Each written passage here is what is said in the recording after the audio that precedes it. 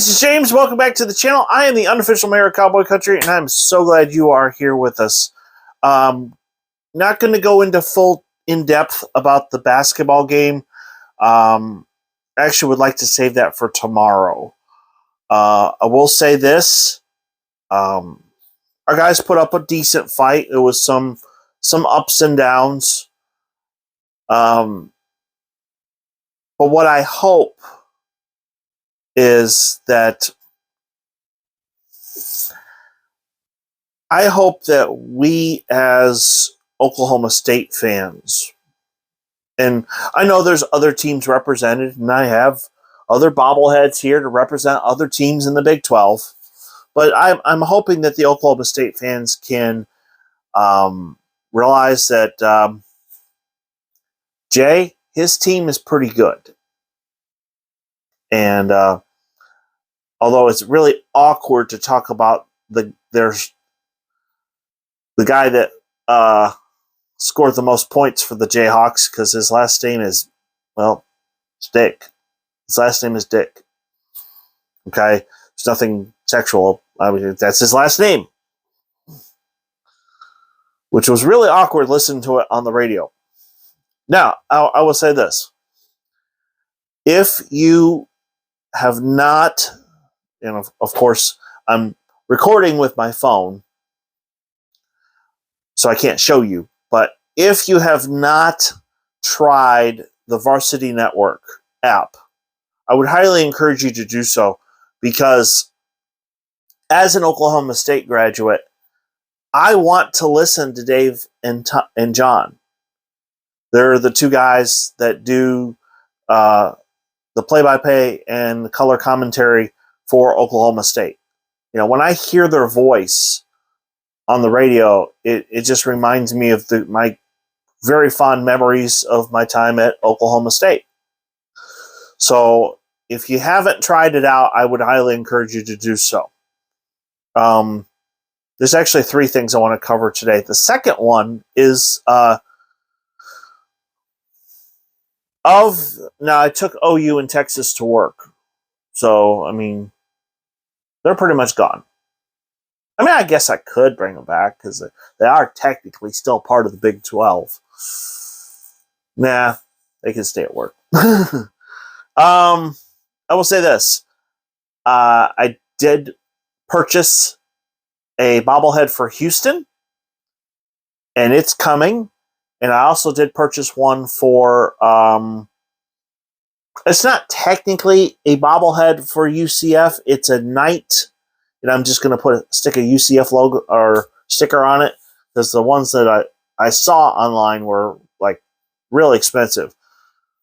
So this Knight that I bought is like $25. So we'll add those two. And I think the only one left after that is the Bearcat, Cincinnati. So, so that's coming. I did want to talk a little bit about conference realignment.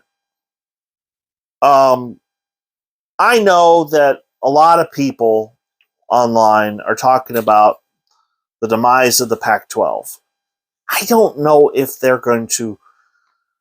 I think, to be honest, their situation reminds me a lot of what the Big 12 had to go through when OU and Texas first announced, or it was basically leaked by Texas A&M, that OU and Texas were leaving the Big 12. That's what the Pac-12 is having to deal with right now.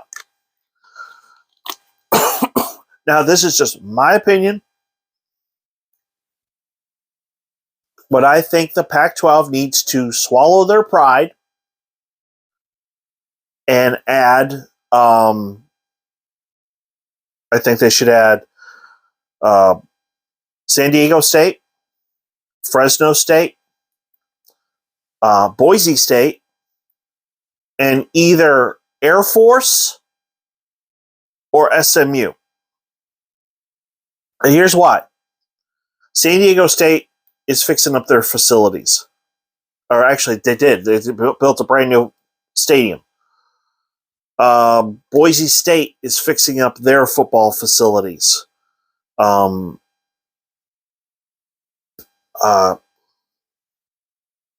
Fresno State wouldn't give you obviously the same impact in the state of California that a USC or a UCLA would, but at least you'd have some presence in the state of California. Okay. It gives Stanford and Cal teams that are fairly close.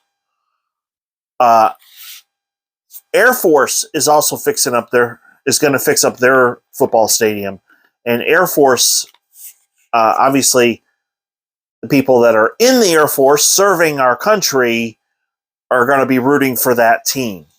So it's a national brand. So if you're wanting to expand your presence with the Pac-12 net, with as far as TV is concerned, Air Force would be a good idea. Excuse me. SMU, to me, I went to two of their games last year. Okay, I went to the Cincinnati game and I went to the Navy game. SMU, those fans are eager to get into a Power 5 conference. I showed you on this channel the construction that's happening at SMU. That stadium is going to look really good. And when they're done, they'll get their capacity above 40,000. So I really think SMU is a good option for the Pac-12. Now, I'm hearing that SMU may not want to join the Pac-12 or want to see and make sure that the other schools are going to stay put. So, I know Big 12 fans want to grab Arizona, Arizona State, Colorado, and Utah. I do too. I would, if I was the Big 12, that's what I would do. The reason is Arizona and Arizona State gives you the Phoenix market. Both of those schools, and you can look it up for yourself as far as the average viewership per university. Both Arizona and Arizona State average 1 million viewers per game. So that's 2 million people watching their games. Colorado gives you the Denver market. So, in Colorado, back in the day, they were a powerhouse, and I think they can become one again. Utah is a growing state. A lot of people that have left California have come to Texas, but the population in Utah has also increased as well. Plus, that would give BYU, if Utah and BYU were in the same conference, then the Holy War is a conference game, and that is a bitter rivalry. Those two schools don't like each other. But what that means is it's a great rivalry, and it means good TV ratings. So remember that. Now, what happens if George Kliavkoff pulls off a thing, keeps Oregon and Washington and Arizona State and Colorado and Utah? What happens if the Pac-12 stays intact?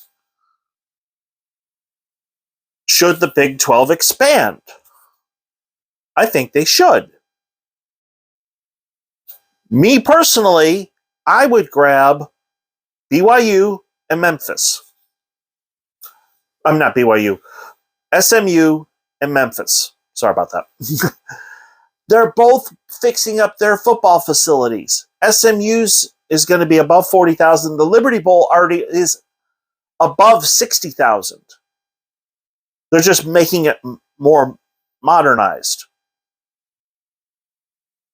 And that would get you a footprint in the state of Tennessee. So,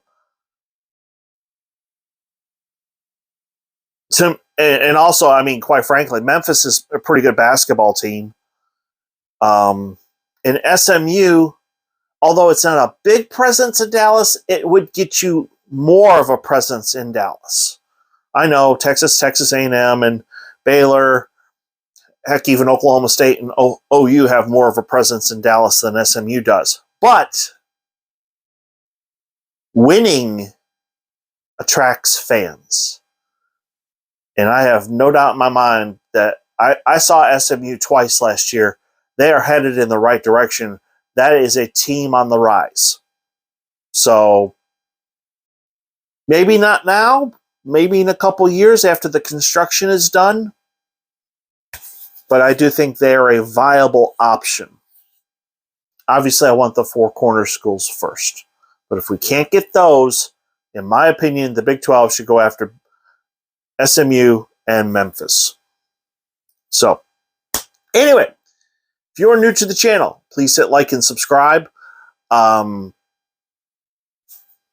think tomorrow I'll go more in depth on the basketball game, just because, I mean, my gosh, Caleb Boone was phenomenal.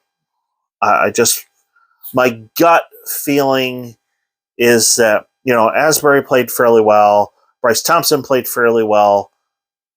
Where was everybody else? So I'd have to look at the box score more in depth. But at the same time, I'm going to keep a good attitude. I'm not going to let one loss get me down. I mean, quite frankly, Oklahoma State's won 5 of their last 6. They've won 7 of their last 9 games. So they're headed in the right direction. And let me leave you with this note. Saturday, I will be in Fort Worth.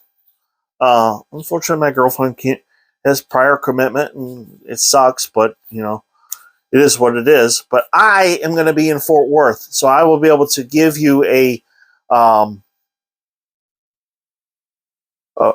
I would like to give you a video sharing my more experience inside of that arena. Quite frankly, I went to the women's game a couple weeks ago, and I thought their basketball arena was really, really nice. I liked it a lot. I liked the floor. I liked the video board. I liked they have a similar area like we do with the Heritage Hall. I thought that was super cool. Being able to see some of the old awards from like the Mountain West and the Southwest Conference, and just to see some of their heritage and their history. I thought that was cool. The concessions were okay. They weren't great. I mean, for crying out loud, I went to a Missouri basketball game and had brisket nachos. That was amazing. We need food, of course, that's how I got this gut. But I am working it off. I was actually at the gym earlier today for the first time in a long time. So anyway, thank you for watching, and I hope you have a great day. We'll talk more basketball tomorrow. But until then, go Pokes.